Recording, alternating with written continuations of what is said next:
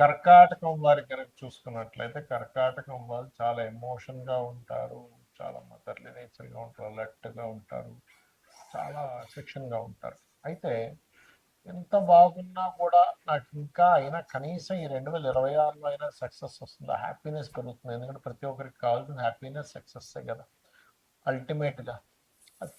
ఒక్కొక్కరు ఒక్కో దాంట్లో హ్యాపీనెస్ వెతుక్కుంటారు. ఒకరు స్పిరిచువల్లో అయితే ఇంకోళ్ళు, బిజినెస్లో అయితే ఇంకో దాంట్లో. అయితే మనకి 2026 సంవత్సరంలో కర్కాటకం వారికి హ్యాపీనెస్ అండ్ సక్సెస్ రావాలంటే ఏం చేయాలో చిన్న టెక్నిక్ చెప్తాను.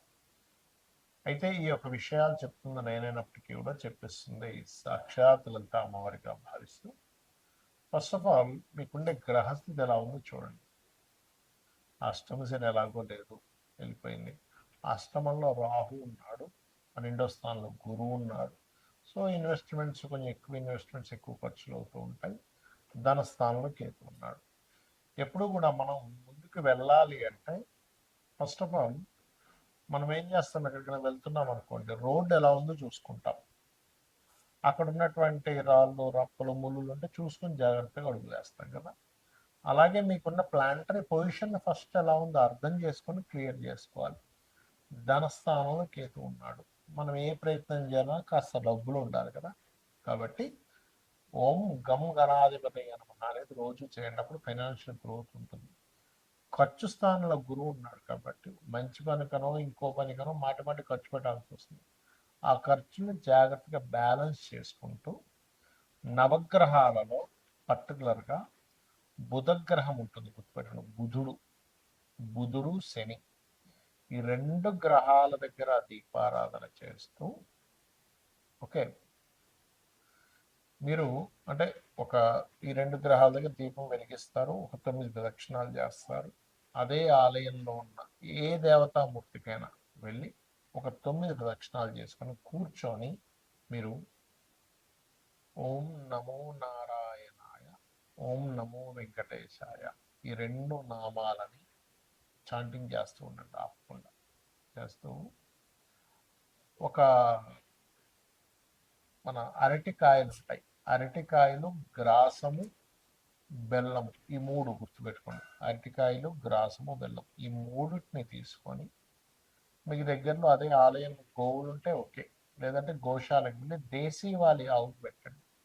ఇది సంకల్ప సిద్ధి కోసం. ఇది మామూలుగా పుణ్యం రావడానికి ఏ ప్రాణి మనం ఏ ఫుడ్ పెట్టినా పుణ్యం వస్తుంది, అందులో జర్చావు పెట్టినా వస్తుంది. కానీ ఇక్కడ ఏంటంటే మీ యొక్క ఆటంకాలు తొలగాలి అనే సంకల్పంతో నేను చెప్పినట్టుగా చెయ్యండి. ఖచ్చితంగా 100% అయితే ఇక్కడ ఏంటంటే చాలా మందికి అర్థం కాని విషయం, అసలు ఎందుకు మేము చేసే ప్రయత్నం ఏది కూడా సక్సెస్ అవ్వట్లేదు. ఎవరినైనా అడిగి చూడండి, మీకేంటి అంటే ఫలానా గోల్. అది చదువుకునే వాళ్ళు కొంతమంది గోల్ ఐఏఎస్ ఐపీఎస్ అవ్వాలని, లేకపోతే కొంతమందికి ఇల్లు కట్టుకోవాలి, కొంతమంది బిజినెస్ సాగాలని, రకరకాల గోల్స్ ఉంటాయి.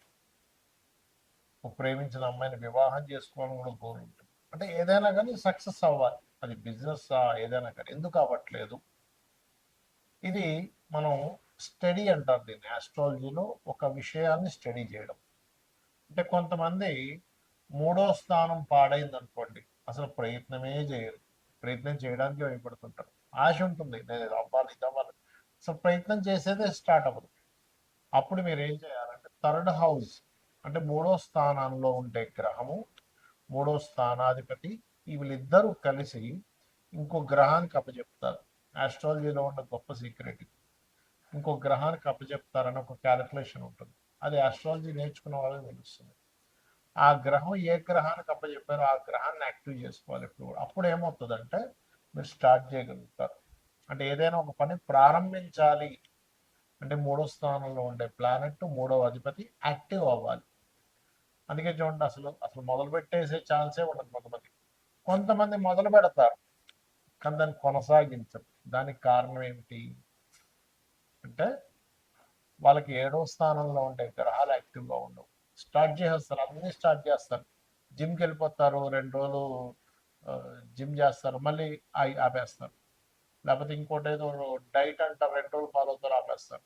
నేను మందు మానేస్తున్నా అంటారు, 2 రోజులు మానేస్తారు, మళ్ళీ 3 రోజులు మొదలు పెడతారు. సిగరెట్ మానేస్తున్నా అంటారు, మొదలు పెడతారు. అన్నీ ఇంకంతే. చదువు ఇవాళ వెళ్ళామంటే టకటక పుస్తకాలు తీసి అన్ని పుస్తకాలు ముందు పెట్టేసుకుంటారు.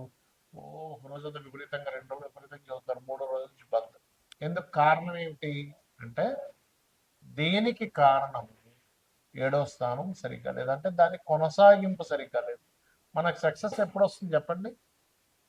ఒకటి స్టార్ట్ చేయడం, రెండవది కంటిన్యూస్గా కొనసాగించడం. ఆఖరికి మనం జిమ్కి వెళ్ళినా కూడా మనం డబ్బులు కడితే మనకి బాడీ పెరగదు, అంతే కదా? వెళ్ళాలి, డబ్బులు కట్టినందుకు అక్కడ ఇన్స్ట్రక్టర్ ఏం చెప్తున్నారో చేయాలి, పర్ఫెక్ట్గా చేయాలి, డైట్ ఫాలో అవ్వాలి, ఏం తినాలి ఏం తినకూడదో తెలియాలి.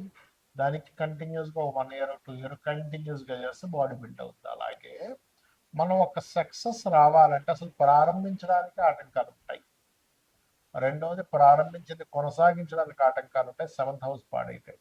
అంటే నేను మీకు ఈ విషయాన్ని ఎందుకు చెప్తున్నా అంటే, మనం సక్సెస్ రాకపోవడానికి కొన్ని కర్మలు అడ్డుపడుతూ ఉంటాయి, మనం పాస్ట్ లైఫ్లో చేసిన కర్మలు అడ్డుపడుతూ ఉంటాయి. ఇప్పుడు 7th హౌస్ దగ్గరికి వచ్చారు, సరే కొంతమంది ఏం చేస్తారు, ప్రారంభించారు కొనసాగించారు, కానీ సక్సెస్ దగ్గరికి వచ్చేసరికి రావట్లేదు. అన్ని ప్రయత్నం చేశాను సార్, హోటల్ పెట్టాను సార్, అడ్వర్టైజ్మెంట్ చేశాను సార్, కానీ లాభాలు రాలేదు. బట్టల షాప్ పెట్టాను సార్, చాలా మందితో తిరిగాను సార్, కానీ లాభం రాలేదు. అటెంప్ట్ చేశాను సార్, చదువుకున్నాను, ట్యూషన్స్కి వెళ్ళాను, కానీ ఐఏఎస్ అవ్వలేకపోయా, డాక్టర్ అవ్వలేకపోయా. ఏంటి కారణం ఏమిటి? వాట్ ఇస్ ద సక్సెస్ అవ్వకపోవడం కారణం అంటే, 11th house is success house అంటారు. అంటే 11వ స్థానం కనుక మీకు పాడైంది అంటే, అది అసలు పండు చేతికి ఫలం వచ్చే టైంకి రాదు అని అర్థం. దాన్ని యాక్టివ్ చేయాలి. ఈ రెండు సహజంగానే 3, 7 స్థానాలు యాక్టివ్గా ఉంటే 11 ఆటోమేటిక్గా యాక్టివ్ అయిపోద్ది. కానీ కొన్నిసార్లు 11th హౌస్ కూడా డియాక్టివ్ అయి ఉంటుంది. కొంతమందికి ట్రిగర్ అవ్వదు, ఎంత మనం ట్రిగర్ చేస్తున్నా ట్రిగర్ అవ్వదు. అప్పుడు శాస్త్రాలు చెప్పింది ఏమిటి, అసలు ఏం చేస్తే ట్రిగర్ అవుతుంది? మరి జన్మజాతకమే లేదు నా దగ్గర, జాతకం ఉంటే మీ 3rd లార్డ్ ఎవరో 7th లార్డ్ ఎవరో చూసుకోవచ్చు, కానీ ఏ గ్రహాలు ఉన్నాయో చూసుకోవచ్చు, లేదా ఏ గ్రహానికి అది దాని పోర్ట్ఫోలియో అందిందో చూడొచ్చు. కానీ ఇక్కడ మీకు 11th హౌస్ ఎప్పుడైతే ఇదిగా లేదో అసలు ట్రిగరే అవుతుంది అక్కడ. ఎందుకంటే అసలు సక్సెస్ సాధించాలనే కోరికే ఉంటుంది 11th హౌస్ బాగోకపోతే. వాళ్ళకి ఎలా ఉంటుందంటే ఆలోచన, ఏం చేస్తాం సార్, ఏం మిగులుతుంది సార్, ఏం పట్టుకుపోతాం సార్ అంటే, ఏమనంటే ఏం పట్టుకుపోతాం అని మనకుంటే అసలు భూమి మీద ఇంప్రూవ్మెంట్సే ఉండవు. గుర్తుపెట్టుకుని, ఎవడు బల్బు కనిపెట్టేవాడు కాదు, బైక్ కనిపెట్టేవాడు కాదు, ట్రైన్ కనిపెట్టేవాడు కాదు, ఫ్లైట్ కనిపెట్టేవాడు కాదు. ఏం పట్టుకుపోతాం, అయిపోయింది కదా. కాబట్టి అట్లా కాదు, మనిషి ధర్మబద్ధంగా ప్రతిదీ కూడా డిజైర్స్ నెరవేర్చుకోవాలి, సక్సెస్ అవ్వాలని మనకు శాస్త్రాలు చెప్తున్నాయి. మరి దీనికి ఏం చేయాలి? దీనికి పర్టికులర్గా లలితా సహస్రనామాల్లో ఒక నామం ఉంటుంది మీరు సక్సెస్ అవ్వడానికి.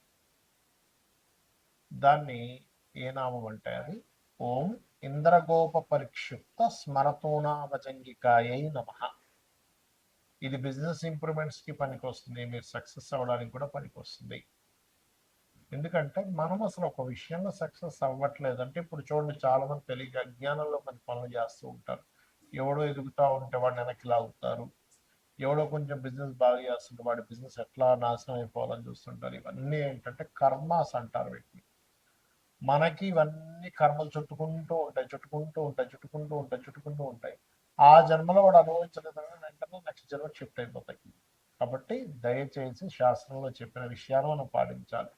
పరోపకారం పుణ్యం, పరపీడనం పాపం. ఇంకోటిని పీడించు తింటున్నామంటే అది పాపం కిందకు మనకి జమ అయిపోతుంది, ఇంకోటికి మనం సహకరించామంటే అది పుణ్యం కిందకు వస్తుంది. కాబట్టి చేయకండి దయచేసి. మరి జాతకం లేదు, ఏ గ్రహాల దగ్గర పెట్టాలి? బుధ శుక్ర గ్రహాల దగ్గర దీపారాధన. ఇప్పుడు గురువు కూడా మిథునంలో, న్యాచురల్ మిథునంలో గురువు ఉన్నాడు. గురు శుక్ర బుధ ఈ 3 గ్రహాల దగ్గర దీపారాధన చేసి, ఇప్పుడున్న ఈ 2026లో నేను చెప్పినటువంటి, ఇందాక నేను చెప్పిన మంత్రం ఏదైతే ఉందో, లలితాహాస్త్ర నామం ఓం ఇంద్రగోప పరిక్షిప్త స్మరతోనా భజంగికాయ నమః చేస్తూ మీరు దుర్గా ఆలయానికి వెళ్ళండి. ఈ సంవత్సరం ఖచ్చితంగా, అంటే గణపతి దుర్గా 2 ఆలయానికి వెళ్తూ ఉండండి. 100% మీకు సక్సెస్ వచ్చి తీరుతుంది. శ్రీమాత్రే నమః.